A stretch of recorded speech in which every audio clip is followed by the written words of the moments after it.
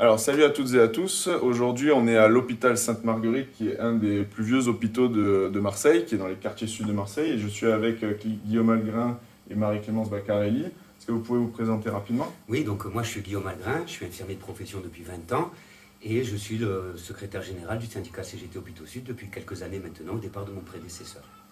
Moi, je suis Marie-Clémence Baccarelli, je suis infirmière de profession et je suis déléguée syndicale à plein temps depuis octobre 2021.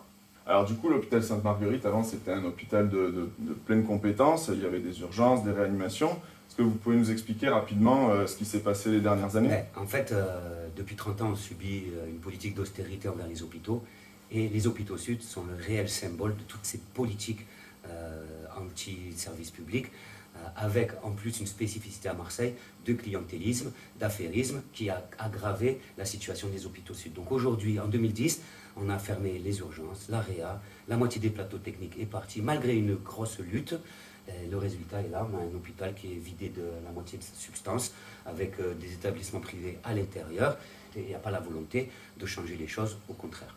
Effectivement, là on vient de vivre, on est en pleine crise sanitaire, on a vécu une pandémie, on a vu qu'il y avait une énorme tension sur les lits de réanimation, notamment à Marseille où ça a souvent fait les gros titres, qu'on était obligé de transformer des lits d'hospitalisation conventionnelle en lits de réanimation un peu en poussant les murs comme ça pour faire de la place, alors qu'ici il y avait des réanimations, il y avait des lits, il y a toujours les structures, hein, on peut réarmer, mais ça n'a pas été fait. Mais non, il y a une vraie volonté politique de surtout pas le faire. Et on a dû arrêter aussi les interventions chirurgicales médicaux non urgentes, on a rappelé des infirmières à la retraite, on a arrêté les études des élèves IAD, etc. Et effectivement, aujourd'hui, on aurait pu développer une activité pour répondre aux besoins. Sauf qu'il y avait le projet de la métropole qui prévoit la vente du carré historique, de tout le bâti tout autour, parce que c'est très joli, très beau et que ça attise l'appétit des requins, des spéculateurs. Et en pleine pandémie, non seulement ils n'ont pas réarmé, mais on a levé la visite des techniciens de la métropole qui venaient prendre les mesures pour voir un peu comment ils allaient s'organiser sur leur site. Alors au-delà de ça, en plus de ne pas réarmer, de ne pas réouvrir des lits, alors que comme tu dis, il y a l'espace pour le faire, on a continué à en fermer. Donc juste pour rappel, en termes nationaux, c'est 5700 lits sur toute la France en 2020 en pleine pandémie. Et pour prendre l'hôpital de Sainte-Marguerite comme exemple, en psychiatrie, on est à moins 65 lits depuis presque 2 ans. Depuis janvier 2020, le contrôleur général des lieux de privation de liberté est passé et a constaté certains défauts sur le pôle Solaris. Et au lieu de rebâtir et de redonner une dynamique, au contraire, c'est l'unité Cassiopée qu'on a décidé de fermer. La psychiatrie, hein, pour ceux qui ne connaissent pas le lieu. Oui, pardon, c'est un hôpital psychiatrique. On a décidé de fermer une unité sécurisée, fermée. On a fait partir 35 aides-soignants formés et qualifiés qui sont là depuis presque 20 ans.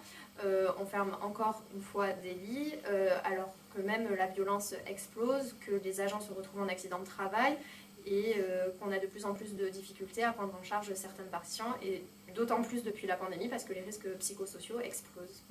Et on voit que c'est comme ça que ces politiques finalement amènent à une dégradation continue des conditions de travail de tous les soignants qui aujourd'hui conduisent à une fuite massive des soignants qui ne supportent plus de travailler dans ces conditions-là, d'être maltraitants, d'être maltraités. Avec les difficultés qu'on connaît, on a le conseil scientifique qui nous a dit que 20% des lits d'hospitalisation étaient fermés par manque de personnel. Et du coup, nous, on se connaît hein, parce qu'on est dans le même collectif, c'est le comité de défense des hôpitaux sud. Est-ce que vous pouvez nous en parler rapidement? Rapidement, en 2013, vu les enjeux par rapport quand même à des quartiers qui ont une population supérieure à un département avec des activités sportives comme au stade ou à la plage, avec un campus étudiant à Lumini. En fait, c'est un bassin de population de 300 000 habitants, donc c'est l'équivalent de la population de Grenoble. Il faut imaginer la population de Grenoble sans hôpital. Donc là, il n'y a pas de service d'urgence de proximité alors qu'il y en a besoin. Il y a même le secteur privé qui a des vues pour reconstruire des urgences, donc c'est que le besoin est bien réel, puisque on est dans la ville la plus embouteillée de France, que les hôpitaux ne sont pas à côté et qu'il n'y a pas de bon transport en commun. On est la ville la plus inégalitaire, la plus embouteillée, et c'est vrai que les quartiers sud sont plutôt apparentés à ce qu'on dit des quartiers riches, entre guillemets, parce qu'il y a aussi de la précarité. Bien sûr, il y a des quartiers populaires. Il y a des quartiers populaires et il y a des besoins. Et c'est pour ça que toutes les EHPAD privées sont concentrées dans les quartiers sud. C'est pour ça que Général de Santé regroupe toute son activité sur Clerval et que derrière, effectivement, on détruit l'hôpital et en parallèle, c'est le privé qui récupère avec son usine à soins clinique Monticelli-Vélodrome qui n'a servi à rien durant la période.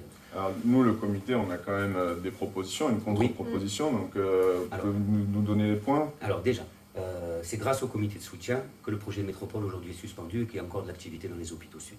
Deuxième chose, ce comité de soutien, il est composé donc de forces progressistes, associatives, politiques et syndicales. Et nous, ce qu'on revendique, c'est tout simplement un hôpital public doté des moyens nécessaires, de pleines compétences, réa, urgence, toutes les activités nécessaires à la réponse aux populations. Qui étaient déjà là.